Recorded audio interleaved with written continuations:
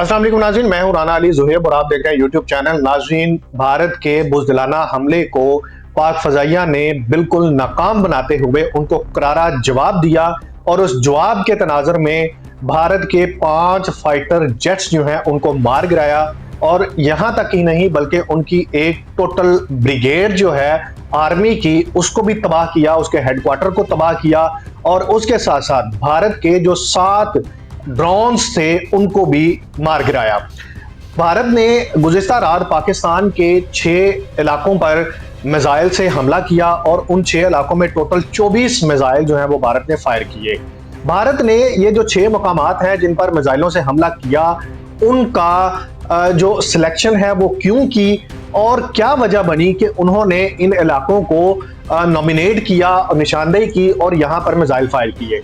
कौन सी जगह पर कितने मिसाइल फायर किए और वहां पर कितनी शहादतें हुई हैं, ये सारी तफसील मैं आज आपको इस वीडियो में बताने वाला हूं। और साथ आपसे ये भी गुजारिश करूंगा कि इस वीडियो को आखिर तक लाजमी देखिएगा, क्योंकि कल रात से लेके इस वक्त तक जब मैं ये वीडियो रिकॉर्ड कर रहा हूं उस टाइम तक पाकिस्तान में और भारत में जो भी मामला हुए हैं, जितनी भी अपडेट हुई है, वो सारी मैं इस वीडियो में आपके सामने रखने वाला हूं। सबसे पहले मैं जिक्र करूंगा अहमदपुर शर्किया की। बहावलपुर का ये इलाका है जहां पर भारत ने 4 मिसाइल फायर किए और ये मिसाइल उन्होंने फायर किए सुबहान मस्जिद के ऊपर और ये हदफ उनका जो है वो सुबहान अल्लाह मस्जिद और उसके साथ मुल्हिका जो तकरीबन को 4 से 5 रहायशी क्वार्टर थे वो थे। इसकी अहमियत या आप यूं कह लीजिए कि इस इलाके को की निशानदेही करने की जो सबसे बड़ी वजह है वो है पाकिस्तान में कलदम तंजीम जैश-ए मोहम्मद के सरबराह मौलाना मसूद अजहर की मौजूदगी। तो यहाँ पर इस मदरसे के ऊपर जो अटैक हुआ, जो 4 मिसाइल गिरे, जिसके नतीजे में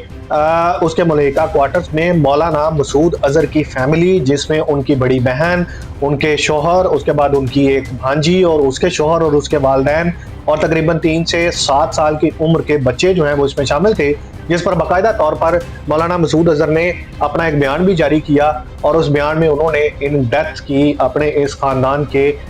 10 अफराद की शहादत का बाकायदा तौर पर उन्होंने जिक्र किया और जिक्र के साथ उन्होंने इसकी तस्दीक भी की। 10 उनके फैमिली के मेंबर थे, जबकि 4 उनके करीबी साथी जो ये समझा जाता था कि वो उनके भाइयों से भी ज्यादा करीब हैं, वो लोग शामिल थे। तो अहमदपुर शर्किया में जो भारत ने 4 मिसाइल गिराए, इसके नतीजे में तकरीबन 14 शहादतें जो हैं वो पाकिस्तान सिविलियंस यानी कि पाकिस्तानी आम शहरियों की हुई हैं।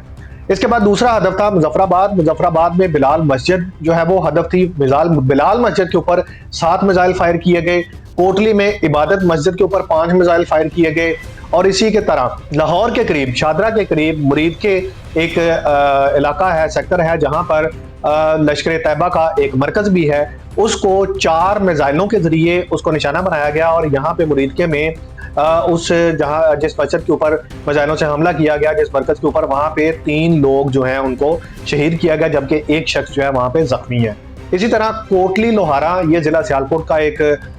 छोटा सा गांव है, वहां पे उन्होंने 2 मिसाइल फायर किए, लेकिन वो 2 मिसाइल जो हैं वो खुले मैदानों में जाके गिरे। इसके साथ ही शकरगढ़ के करीब उन्होंने एक गवर्नमेंट डिस्पेंसरी जो है उसको हदफ बनाया और वहां पे 2 मिसाइल जो है उन्होंने फायर किए। इन तमाम इलाकों में जो मैंने अभी यहाँ पे जिक्र किया है, इन इलाकों में भारतीय मिसाइल के गिरने की वजह से या यूं समझिए कि भारतीय हमले की वजह से, बुज़दिलाना हमले की वजह से टोटल 26 लोग जो हैं वो शहीद हो चुके हैं, यानी कि 26 सिविलियंस। मैं यहाँ पे बार बार ये सिविलियंस का इस वजह से जिक्र कर रहा हूँ कि भारतीय हमले में अभी तक किसी भी किस्म की अस्करी यानी कि फौजी क़यादत जो है या फौजी किसी सिपाही की शहादत की अभी तक खबर नहीं है, बल्कि ये वो लोग हैं जो सिविलियंस हैं, जो पाकिस्तान के शहरी हैं और जख्मियों में भी पाकिस्तान के शहरी, आम शहरी यानी मेरे और आप जैसे सिविलियंस जो हैं वो ही शामिल हैं। भारत के इस बुज़दिलाना हमले का जवाब देते हुए पाक फ़ज़ाइया ने भारत के 5 फाइटर जेट जो हैं उनको मार गिराया। जो 5 फाइटर जेट उन्होंने गिराए हैं उनमें सबसे जो अहम और मैं समझता हूं कि पाकिस्तान की तारीखी फतह जिसमें शामिल है वो भारत के 3 राफेल तैयारे हैं जिनको गिराया गया है, उसके साथ एक MiG-29 और Su-30 सखोई, Su-30 ये उसका कोड है। उस तैयारे को पाक फ़ज़ाइया ने बाकायदा तौर पर इंगेज किया और उस वक्त मारा जब वो पाकिस्तान पर हमला करने वाले थे। राफेल वो तैयारे हैं जिनको लेकर भारत, जब से ये पहलगाम का इशू हुआ है, पहलगाम का वाकया हुआ, तो नरेंद्र मोदी और भारतीय मीडिया और जो भारत के लोग हैं उनकी जानब से मुसलसल ये एक मुतालबा किया जाने लगा कि आप राफेल तैयारों को इस्तेमाल करें, चूंकि राफेल जो है वो इस वक्त तक, जब तक ये मामला अभी हम और आप आपस में बात कर रहे हैं या मैं आपके सामने बैठा हूं, इंडिया के पास सबसे मोस्ट एडवांस और जदीद तैयारे हैं जो उन्होंने खरीद कर बाकायदा तौर पर खिते में एक बदमाशी और एक अपना आप को एक अस्करी बर्तरी के तौर पर उन्होंने ये अपने आप को मुतारफ करवाया कि हमारे पास राफेल तैयारे आ चुके हैं, जिसकी वजह से हम कहीं पे भी किसी भी वक्त अटैक कर सकते हैं। यहाँ पर ये इंफॉर्मेशन भी आपसे शेयर करनी बड़ी जरूरी है कि जब पाकिस्तान ने भारत के राफेल तैयारे गिराए और DGISPR की जानब से ऑफिशियली जब ये अनाउंस किया गया प्रेस कॉन्फ्रेंस में कि पाकिस्तान के JF-17 थंडर और J-10C तैयारों ने भारत के 3 राफेल, एक MiG-29 और एक Su-30 गिरा दिया गया है, तो उसके बाद इंटरनेशनल मार्केट में वो कंपनी जिसने राफेल तैयारे बनाए थे उनके शेयर्स जो हैं वो गिरने शुरू हो गए। उनके शेयर्स इस हद तक गिरे कि जहां उस तरफ राफेल के शेयर्स गिरने शुरू हुए तो दूसरी जानब पाकिस्तान की वो कंपनी जो चाइना और पाकिस्तान ने मिलके जिस कंपनी ने JF-17 थंडर और J-10C बनाए थे उनके शेयर्स जो हैं वो इंटरनेशनल मार्केट में बढ़ने शुरू हुए। आज ही के दिन वज़ीर-ए-आज़म शहबाज शरीफ ने नेशनल सिक्योरिटी कमेटी का इजलास बुलाया, जिसमें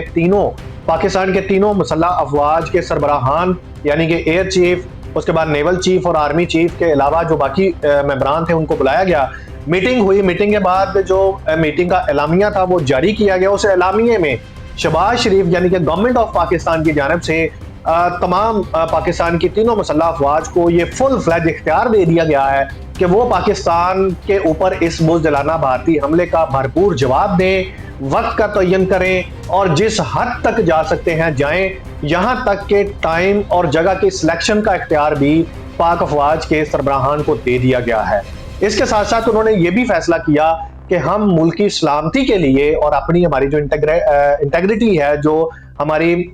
मुल्क की एक सालमियत है, उस पर हम किसी किस्म का समझौता नहीं करेंगे। और ये बाकायदा तौर पर फैसला कर लिया गया है कि भारत को उसी की जुबान में बाकायदा तौर पर जवाब जो है वो दिया जाएगा। जब सुबह से इंटरनेशनल और नेशनल मीडिया पर भारत की जग हसाई जब शुरू हुई तो नरेंद्र मोदी ने भागते हुए अरब ममालिक को फौरी तौर पर फोन करने शुरू किए। मोदी ने सबसे पहले दुबई के सदर को फोन किया, उसके बाद उसने सऊदी अरब को फोन किया, फिर उसने मलेशिया में फोन किया और उसके बाद उसने बरतानिया एंड अमेरिका को भी फोन किया। फोन करके उसने ये कहा कि पाकिस्तान ने हमारे ऊपर जो हमला किया है उसको किसी तरीके से रोकिए। हमने ये भी देखा सोशल मीडिया के ऊपर कि भारतीय मीडिया की जानब से या ये वावेला मचाया जाने लगा कि ये पाकिस्तानी रुक क्यों नहीं रहे। ये वो अल्फाज हैं जो मैंने बजाते खुद उनके मीडिया के एंकर्स की सुनी है, उनकी चीखें जो हैं वो हमने सुनी है, जिसमें वो ये कह रहे थे कि ये पाकिस्तानी रुक क्यों नहीं रहे, इनके हमले क्यों नहीं रुक रहे हैं। तो ये मैं समझता हूं कि इस वक्त हमारी बहादुर अफवाज को पाकिस्तान की जरूरत है, पाकिस्तानी अवाम की जरूरत है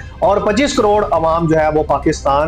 अपने पाकिस्तान की सालमियत के लिए पाकिस्तानी अफवाज के साथ खड़े हैं। लेकिन यहाँ पे दुख की बात यह है कि कुछ शरपसंद अनासर ऐसे भी हैं कि जिन्होंने जो मुल्क से बाहर बैठे हैं उन्होंने इन हमलों को और पाकिस्तान के इस जवाब को भी किसी ना किसी तरह से तनकीद का निशाना बनाने की कोशिश की है। लेकिन आज दुनिया जानती है, आज पूरे पाकिस्तान ने देख लिया कि किस तरह हमने भारत का गुरूर जो है वो हमने उसको जमीन बोस कर दिया और उसको बिल्कुल धूल चटा के रख दी। और अभी चूंकि ये जब नेशनल सिक्योरिटी कमेटी की मीटिंग जो है वो खत्म हुई है तो उसके बाद फिर से अभी जब मैं ये वीडियो रिकॉर्ड कर रहा हूं उस वक्त तक की ये अपडेट है कि पाकिस्तान ने फिर से लाहौर से कराची अपनी जो फिजाई हदूद है वो बंद कर दी है, जिसका मतलब ये है कि पाकिस्तान ने भारत के शहरों को लॉक कर लिया है। और ये वो वक्त है, ये शायद आज रात या आने वाले कल या उससे एक दिन बाद भारत को उसी की जुबान में जवाब जो है वो देने के लिए पाकिस्तान की मुसल्लह अफवाज जो है वो अपनी तैयारी कर रही हैं। अब तक के लिए इतना ही, मिलते हैं अगली वीडियो में। तब तक अपना ख्याल रखिएगा और अपना और अपने इस चैनल का भी ख्याल रखिएगा। मुझे दीजिए इजाजत। पाकिस्तान जिंदाबाद, पाक फौज पाइंदाबाद।